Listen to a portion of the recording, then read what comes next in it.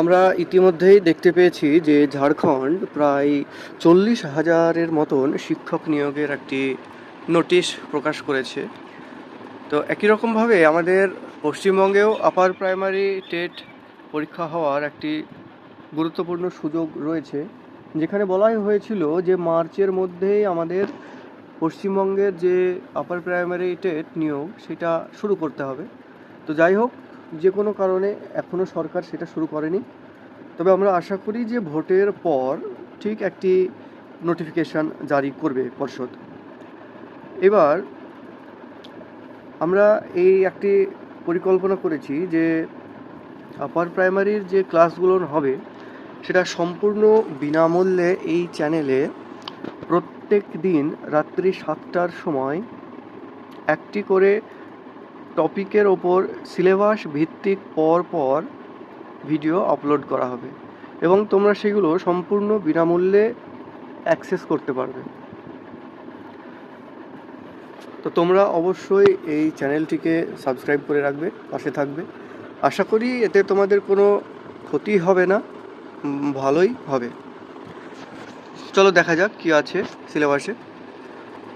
তো এখানে upper primary টেটের প্রথম যে আজকে আলোচনা করব সেটা হচ্ছে ইতিহাসের সম্পূর্ণ সিলেবাসটা। ইতিহাসের সিলেবাসের প্রথমে আছে প্রাচীন ভারতের সূচনা ও প্রথম সমাজ। এখানে বলা হয়েছে যে ইতিহাস কখন, কোথায়, কিভাবে শুরু হলো। এখানে কি বলা হয়েছে, প্রথমে ইতিহাসের উৎস। ইতিহাসের উৎস বলতে আমরা ইতিহাস সম্পর্কে ধারণা লাভ করব কিসের মাধ্যমে?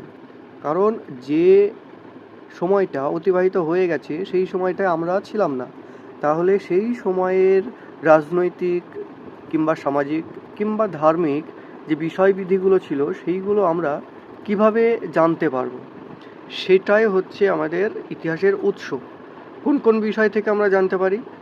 বিভিন্ন লিপি, বিভিন্ন মুদ্রা এবং সবচেয়ে গুরুত্বপূর্ণ বিভিন্ন সাহিত্য থেকে সমসাময়িক সময়ের ইতিহাস সম্পর্কে আমরা ভালো ধারণা লাভ করতে পারি। তারপরে কি রয়েছে? তারপরে রয়েছে প্রাগৈতিহাসিক কাল। প্রাগৈতিহাসিক কালের ভেতরে যে আমাদের প্রধান 3টি সময়ের কথা উল্লেখ রয়েছে সেটা হচ্ছে প্রাচীন প্রস্তর যুগ, মধ্য প্রস্তর যুগ এবং নব্য প্রস্তর যুগ। এই সময়কার ঘটনাবলীর যে অবস্থান, যে বৈশিষ্ট্য, সেগুলো আমাদেরকে দেখতে হবে। তারপরে কি রয়েছে? প্রথম সমাজ এবং কৃষি। তারপরে যাযাবর জীবন থেকে স্থায়ী বসতি। তারপরে রয়েছে মেহেরগড় সভ্যতা। প্রথমে যখন আমাদের প্রাচীন সভ্যতায় মনুষ্য সমাজ গড়ে ওঠে তখন বেশিরভাগ সময় যাযাবর রূপে তারা এখান থেকে ওখানে ঘুরে বেড়াতো এবং ফলমূল সংগ্রহ করে কিংবা পশু শিকার করে জীবন অতিবাহিত করত। পরবর্তী সময়ে কি হলো? পরবর্তী সময়ে তারা নদীর তীরবর্তী অঞ্চলে কৃষিকাজ করার যে ধারণাটা সেটা লাভ করলো। তারপর থেকেই তারা যাযাবর জীবনটাকে ত্যাগ করে স্থায়ীভাবে বসতি স্থাপন করলো। তো সেই বিষয়টা আমাদেরকে পড়তে হবে। এইরকম উল্লেখযোগ্য কয়েকটি সভ্যতা হলো মেহেরগড় সভ্যতা, তারপরে আবার রয়েছে সিন্ধু সভ্যতা, হরপ্পা সভ্যতা, মহেঞ্জোদারো সভ্যতা। মহেঞ্জোদারো সভ্যতার একটি গুরুত্বপূর্ণ যে বিষয়গুলি তার ভেতরে উল্লেখযোগ্য হলো এখানকার জল নিকাশি ব্যবস্থা ছিল খুবই উন্নত। তো এই বিষয়গুলো পড়তে হবে প্রাচীন ভারতের সূচনা বা প্রথম সমাজ থেকে। তারপরে কি রয়েছে? তারপরে রয়েছে বৈদিক যুগ এবং নতুন ধারণার উদ্ভব। তো বৈদিক যুগটা কিভাবে শুরু হলো? আর্যদের আগমন ঘটলো ভারতে, তারপরে যে ঋগ বৈদিক এবং পরবর্তী বৈদিক যুগ, এর ভেতর থেকে কি কি জানতে হবে? যে এই সময়কার সামাজিক, রাজনৈতিক, ধার্মিক যে বিষয়গুলো সেই বিষয়গুলো জানতে হবে। এখানে উল্লেখযোগ্য যে বেদের যে শ্রেণীবিভাগগুলো আছে সেই শ্রেণীবিভাগগুলো অবশ্যই এখানে দেখতে হবে। তারপরে রয়েছে নতুন ধারণা। এখানে আছে জৈন এবং বৌদ্ধ ধর্ম। এই জৈন এবং বৌদ্ধ ধর্মের উল্লেখযোগ্য কয়েকজন ব্যক্তি, সেগুলো পড়তে হবে। মহাবীর গৌতম বুদ্ধর শিক্ষা, সেটা পড়তে হবে। অষ্টাঙ্গিক মার্গ, চতুর্জাম, এগুলো দেখতে হবে। এখানে বৌদ্ধ ধর্মের যে জনপ্রিয়তার কারণ সেটাও পড়তে হবে। তারপরে আমাদের শুরু হচ্ছে রাজ্য ও সাম্রাজ্যের উত্থান। এখানে সাম্রাজ্যের উত্থান বলতে একদম প্রথম থেকে যে আমাদের ষোড়শ মহাজনপদ শুরু হয়েছিল এবং তাদের ভেতরে মগধ বিস্তার লাভ করেছিল, সেইগুলো পড়তে হবে। তার ভেতরে উল্লেখযোগ্য হর্ষাঙ্ক, শিশুনাগ, নন্দবংশ ইত্যাদি আরও আছে, সেগুলো আমরা পরে জানব। এইগুলোর পরেই শুরু হলো কি আমাদের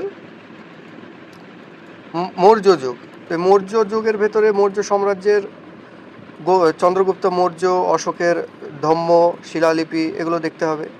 তারপরে নতুন রাজা ও সাম্রাজ্যের ভেতরে গুপ্ত বংশ শুরু হলো। সেই গুপ্ত বংশের সমুদ্রগুপ্ত, দ্বিতীয় চন্দ্রগুপ্ত, হর্ষবর্ধন এদেরগুলো দেখতে হবে। তারপরে কি রয়েছে? তারপরে রয়েছে মধ্যযুগ এবং সুলতানি স্থাপত্য। এবার মধ্যযুগে কি কি হয়েছিল? সেই দিল্লির সুলতান, সেখানে আছে দাস, খিলজি, তুগলক, সৈয়দ ও লোদি বংশ। তো এই বংশগুলো সম্পর্কে আমাদের জানতে হবে। তারপরে আলাউদ্দিন খিলজির যে গুরুত্বপূর্ণ বাজার দর নিয়ন্ত্রণ, মোহাম্মদ বিন তুগলকের যে পরিকল্পনাগুলো ছিল সেগুলো দেখতে হবে। স্থাপত্য শিল্পের ভেতরে কুতুব মিনার খুবই গুরুত্বপূর্ণ। তাছাড়াও যে বিভিন্ন লাল কিলা আছে, তাজমহল আছে, এইগুলোও আমাদেরকে লক্ষ্য করতে হবে। তারপরে সাম্রাজ্যের উত্থান, এরপরে শুরু হলো মুঘল সাম্রাজ্য। মুঘল সাম্রাজ্যে একদম বাবর থেকে শুরু করে ঔরঙ্গজেব পর্যন্ত সম্পূর্ণটা আমাদের আয়ত্ত করতে হবে।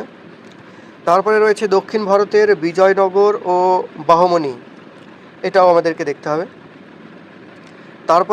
তারপরে হলো সামাজিক ও আঞ্চলিক কৃষ্টি।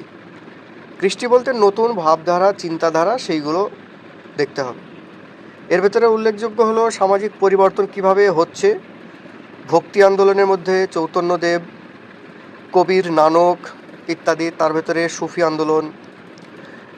আঞ্চলিক ভিত্তিতে কিভাবে এই আঞ্চলিক কৃষ্টিগুলো হলো, বাংলা, রাজস্থান, দক্ষিণ ভারতের বিভিন্ন অঞ্চলে শিল্প, সাহিত্য ও সংস্কৃতিতে এর প্রভাব, এগুলো দেখতে হবে।